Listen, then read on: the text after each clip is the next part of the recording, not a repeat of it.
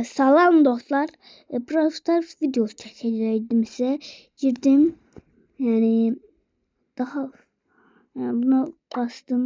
Girdim baxıram. 47 dəqiqədən təxmini süre deyil.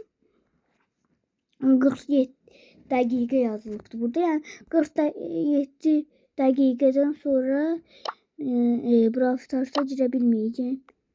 Böyle gedirəm. Spor. Burada var. Buraya gedirəm. Bu var. Yani baxaq görək bizim videomuz çıxacaq burada. Çıxmadı, neyse. Girə bilmirəm. Yani açılanda size haber vereceğim. Ona kimi başka video çekeceğim dostlar. Sağ olun. Bu videoda görüşene dek.